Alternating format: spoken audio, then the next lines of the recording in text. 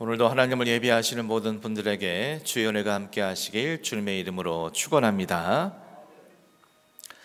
유대인들에게 자신이 만난 예수 그리스도에 대해 증언을 시작한 사도 바울은 다메섹의 아나니아를 통해서 자신의 육신적인 시력과 더불어 영적인 시력이 열리게 되었음을 증언했습니다. 또한 아나니아가 자신에게 조상들의 하나님께서 너를 택하셨으며 강권적으로 당신의 뜻을 알게 하시고 의인이신 예수 그리스도를 보게 하시며 그 입에서 나오는 음성을 듣게 하셨다고 전해주었음을 증언했습니다. 그리고 하나님께서 이처럼 자신을 택하신 이유가 모든 사람 앞에서 예수 그리스도를 증언하는 증인 삼기 위함이라고 전해주면서 이제는 더 이상 주저하지 말라고 권면했음을 증언했습니다. 이는 상상조차 할 수 없었던 놀라운 은혜 앞에서 어리둥절하며 주저하고 있던 자신에게 너를 택하여 예수 그리스도의 증인 삼아주신 하나님의 은혜 앞에 주저하지 말고 응답할 것을 아나니아가 촉구했음을 증언한 것입니다. 그리고 주님의 증인으로서의 출발점이 바로 주의 이름을 부르며 세례를 받고 죄를 씻는 것임을 전해주었음을 증언했습니다. 즉 사도 바울이 로마서를 통해 말한 바와 같이 세례를 받음으로 예수 그리스도와의 신비로운 연합을 통해서 주님의 십자가 죽으심과 함께 주님의 대적자였던 사울이 완전히 죽고 부활하신 예수 그리스도와 연합을 통해서 그분의 생명의 능력으로 주님의 증인으로 새롭게 살아가야 함을 전해준 것입니다. 그리 모든 것은 오직 예수 그리스도의 이름을 부름으로써 그분과의 인격적인 교제 속에 주님을 자신의 삶에 초대하고 영접함으로 주님과 온전을 통해 가능한 것임을 아나니아가 증언해 주었음을 밝힌 것이었습니다. 이어지는 오늘 본문 17절 말씀을 함께 읽겠습니다. 후에 내가 예루살렘에 돌아와서 성전에서 기도할 때에 황홀한 중에.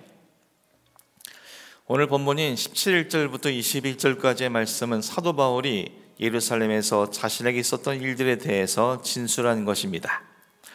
먼저 사도 바울은 이 일이 어떤 일 후에 일어난 일임을 밝히고 있습니다.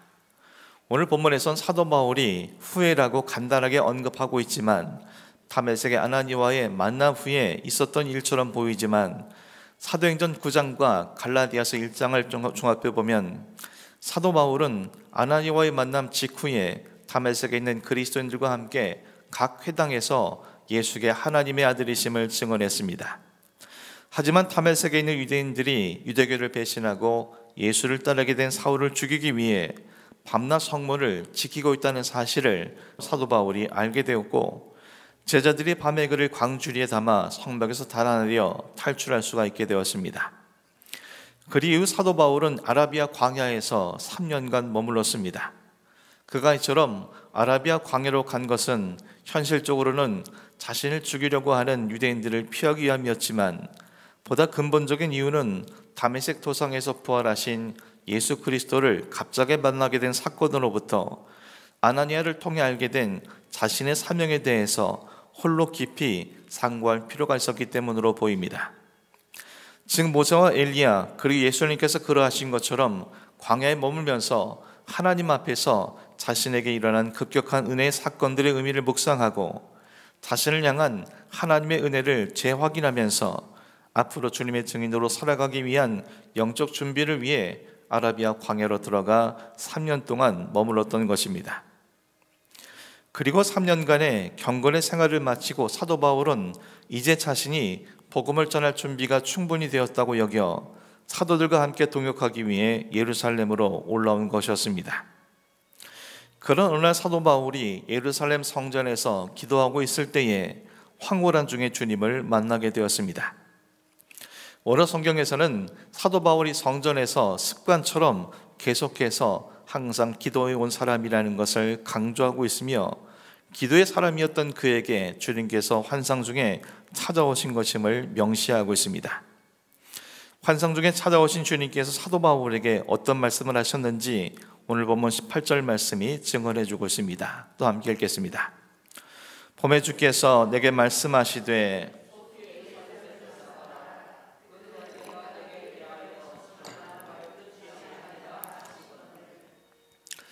환상 중에 찾아오신 예수님께서 사도 바울에게 속히 예루살렘에서 나가라고 명령하셨습니다. 우리말 성경에서는 주님의 말씀의 뉘앙스가 잘 느껴지지 않지만 원어 성경에서는 예수님께서 그에게 매우 급박하게 재촉하시며 서두를 것을 명령하고 계심을 밝혀주고 있습니다. 이것은 결국 사도 바울에게 매우 급박한 일이 일어날 것임을 시사하는 것이고, 이 일이 그 일이 아니에 대해서 매우 중요한 일임을 암시한 것입니다. 예수님께서 이처럼 그에게 속히 예루살렘에서 나가라고 명하신 이유는 오늘 보면은 예루살렘의 유대인들이 예수님에 대해 증언하는 사도 바울의 말을 듣지 않을 것이기 때문이라고 밝혀주고 있습니다. 여기서 듣지 않는다는 것은 단순히 사도 바울의 증언하는 말을 귀로 듣지 않는다는 의미가 아니라 아예 용납조차 하지 않을 것이라는 의미를 갖고 있습니다. 즉 예루살렘 대부분의 유대인들이 사도 바울이 전하는 복음을 거부하고 거절할 것이라고 주님이 말씀해 주신 겁니다. 이에 대해 사도 바울이 주님께 이렇게 답변했습니다. 본문 19절에서 20절까지 말씀을 또 함께 읽겠습니다. 내가 말하기를 주님, 내가 주를 믿는 사람들을 가두고 또 각 회당에서 때리고 또 주의 증인 스데반이 피를 흘릴 때에 내가 곁에 서서 찬성하고 그 죽이는 사람들의 옷을 지킨 줄 그들도 아나이다. 사도 바울은 자신에게 예루살렘에서 속히 나가라고 명령하시는 주님께 예루살렘 유대인들이 자신 유대교를 위해 어떤 일을 했었는지 잘 알고 있다고 말씀드렸습니다. 그는 자신이 그리스도인들을 가두고 각 회당에서 때리고 심지어 주님의 증인이었던 스데반이 신성 모독죄로 모함을 받아 돌에 맞아 피 흘릴 때에도 자신이 그들에게 동조하여 적극적으로 찬성하였으며, 스데반에게 돌을 던지는 자들의 옷을 지킨 사실에 대해 그들이 잘 알고 있다고 주님께 말씀드렸습니다. 즉 자신이 그만큼 유대교에 열심이었다는 사실을 예루살렘의 유대인들이 잘 알고 있음을 말씀드린 것입니다. 심지어 원어 성경에서는 지금 복음을 증거하는 사도 바울 앞에 서 있는 유대인들까지도 그러한 사실에 대해서 잘 알고 있음을 전해주고 있습니다. 사도 바울이 이처럼 자신의 과거에 대해서 유대인들이 세세히 알고 있다는 사실을 주님께 굳이 언급한 이유가 무엇이겠습니까? 그것은 지금 자신을 적대하는 유대인들과 마찬가지로 자신도 과거에 그리스도인들을 적대하던 자였음을 상기시킴으로써 자신이 이처럼 예수 그리스도를 증언하게 된 까닭이 무엇인지 생각하도록 하기 위함이었습니다. 즉 유대교를 위해서 누구보다 열심히 했던 자신이 이처럼 생명을 개의치 않고 예수를 위해 살아가는 자로 변화될 수 있었던 것은 부활하신 예수 그리스도를 만난 사건이 진실이라는 사실을 그들에게 밝히려 한 것이고, 동시에 그들도 자신과 같은 거울을 범하지 않도록 하기 위함이라고 이해할 수 있습니다. 그런데 그런 자신에게 주님이 또 뭐라고 말씀하셨는지 21절 말씀이 증언하고 있습니다. 같이 읽겠습니다. 나더러 또 이르시되 떠나가라, 내가 너를 멀리 이방인에게로 보내리라 하셨느니라. 사도 바울은 예수님께서 자신에게 또다시 떠나가라고 명령하셨다고 증언하고 있습니다. 이 명령은 앞선 18절에서 나가라고 하신 말씀보다 더 엄중하고 강한 명령임을 원어 성경은 밝혀주고 있습니다. 주님께서 이처럼 강한 어조로 사도 바울에게 예루살렘에서 떠날 것을 명하신 이유에 대해 오늘 본문은 주님께서 사도 바울을 멀리 이방인으로 보내기 위함이라고 증언해주고 있습니다. 사랑하는 성도 여러분, 사도 바울은 예수님의 직제자인 사도들과 함께 동역하기를 갈망했습니다. 그래서 3년간 아라비아 광야에서의 경건의 훈련을 마친 뒤 곧바로 예루살렘으로 올라온 것입니다. 그리고 그에게는 사도들 못지않은 열정이 그 안에 있었습니다. 그는 예루살렘에서 나는 누구보다 복음을 잘 전할 수 있다, 나의 과거를 아는 이들이 내 변화를 보고 회개할 것이라고 생각하며 자신의 계획에 하나님께 받아들일 것이라고 확신했습니다. 그러나 주님께서는 사도 바울에게 예루살렘에서 속히 나가라고, 그들은 절대로 너의 말을 듣지 않을 것이라고까지 말씀하시면서 그를 예루살렘에서 내보내려 하셨습니다. 하지만 사도 바울은 주님, 이들은 제가 과거에 회당에서 당신을 믿는 자들을 잡아가두고 핍박했다는 사실을 압니다. 심지어 스데반이 순교할 때 그 죽음을 기뻐하며 동의했던 장본인도 저였습니다. 그런 제가 복음을 전한다면 이들이 분명히 회개하고 돌아올 것이라고 생각하며 자신이 예루살렘에 남아 있어야 할 이유를 주님께 말씀드렸습니다. 하지만 사도 바울에게 아무리 사역에 대한 갈망과 열정이 있다 할지라도 주님의 때, 주님의 뜻 안에 있을 때에만 그 갈망과 열정은 온전히 쓰임받을 수 있게 됩니다. 주님은 사도 바울을 이방인에게 보내길 원하셨습니다. 그리고 이를 위해 그가 준비되기를 바라셨습니다. 이에 사도 바울을 죽이기로 공모한 다메섹 유대인들의 개교를 그에게 알게 하셨던 것처럼 예루살렘의 유대인들이 사도 바울을 죽이기로 힘쓴다는 사실을 예루살렘 그리스도인들에게 알게 하셨으며 그들을 통해 사도 바울을 고향 다소로 보내셨습니다. 그리고 그곳에서 무려 13년 동안이라는 긴 세월들을 칩부하게 하셨습니다. 예루살렘을 떠나게 하신 주님께서 사도 바울을 그의 고향 다소로 보내시고 13년간이나 칩부하게 하신 이유가 무엇이겠습니까? 당신의 생명구원 역사를 위해 그가 온전히 그리고 크게 쓰임받을 수 있도록 그를 철저히 준비시키기 위함이었습니다. 누구보다 큰 갈망과 열정이 있었던 사도 바울이었지만 자신이 갖고 있는 갈망과 열정으로 또는 그가 지니고 있는 재능이나 지식이나 능력으로 사역을 하려 한다면 오히려 그는 교만의 짐으로 스스로와 타인의 생명을 허무는 어리석은 자가 되고 말 것입니다. 또는 자신이 예상하지 못한 상황에 맞닥뜨리거나 자신의 한계를 넘어서는 상황을 맞게 된다면 그는 쉽게 좌절하고 낙심하며 실족함으로써 사역을 포기할지도 모를 일이었습니다. 이에 주님은 사도 바울이 철저히 자기를 부인할 수 있도록 준비시키기 위해 고향 다소로 보내시어 13년 동안이나 칩구하게 하신 것입니다. 그 시간들을 통해 그가 복음 사역자로 온전히 준비하도록 이끄신 것이었습니다. 철학과 지식이 능통한 이방인에게 진리의 복음과 구주 되시는 예수 그리스도를 온전히 증거하고 또 유대교인들과 율법주의자들의 도전과 공격으로부터 복음을 변론할 수 있도록 그를 준비시키려 하신 것입니다.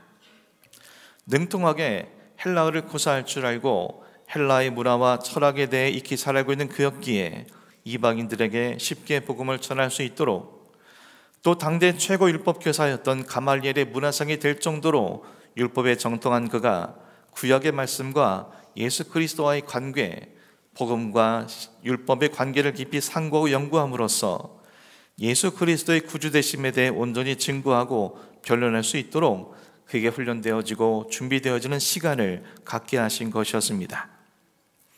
그 13년의 세월이 결국 그로 하여금 하나님의 말씀, 복음의 변증가로서 가장 온전히 준비하게 되었습니다.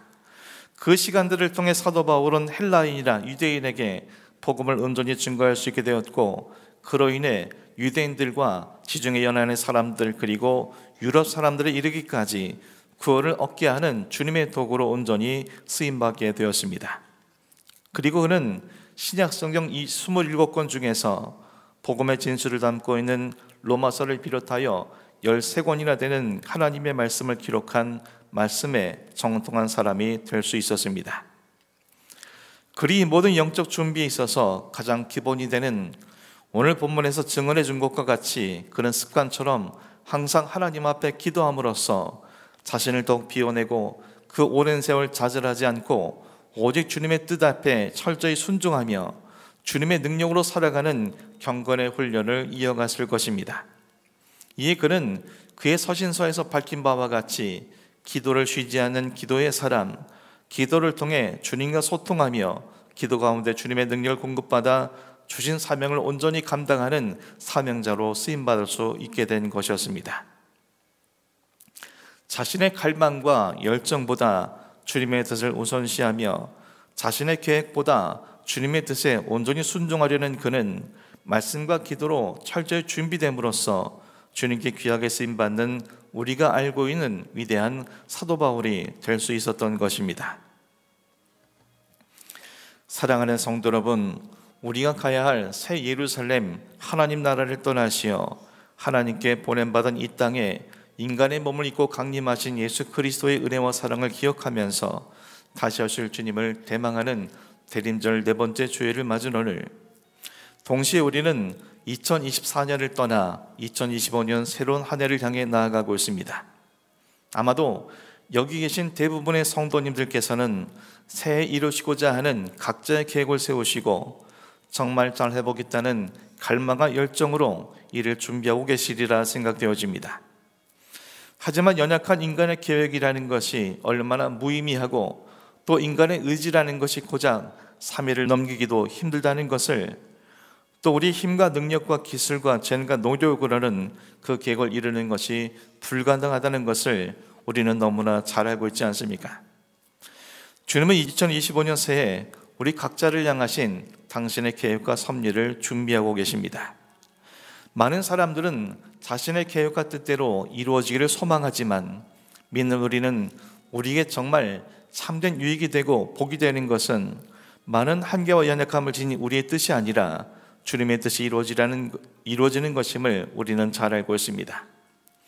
사람들은 자신 뜻이 이루어지는 것이 형통의 길이라고 생각하지만 진정한 형통은 연약한 나의 뜻이 아닌 주님의 뜻이 나를 통해 이루어지는 것이며, 주님의 뜻이 내 삶에 이루어질 때 비로소 나와 내가 속한 모든 곳에 주님의 은혜와 사랑, 그분의 생명과 능력으로 채워지고 영혼과 연결될 수 있다는 것을 우리는 너무나 잘 알고 있는 것입니다. 하지만 중요한 것이 무엇이겠습니까? 나의 계획과 나의 열정, 나의 미래를 주님의 뜻 안에서 두고 순종하는 것입니다. 그리고 이것은 오직 사도 바울과 같이 철저히 준비되고 훈련된 사람에게만 허락되어진 은혜인 것입니다. 현대 신앙인들의 가장 큰 문제 중에 하나는 수동적인 신앙이라 할 수 있습니다. 많은 성도님들이 감동적이고 은혜로운 말씀을 찾아다니지만 정말 감동적이고 은혜로운 말씀은 내가 진심을 다해 치열하게 말씀을 묵상하고 그 말씀을 통해서 위로와 힘을 얻고 그 말씀의 능력으로 나에게 주어진 어려운 문제들을 극복하면서 또 응답함과 해결함을 체험할 때 주어지는 것입니다.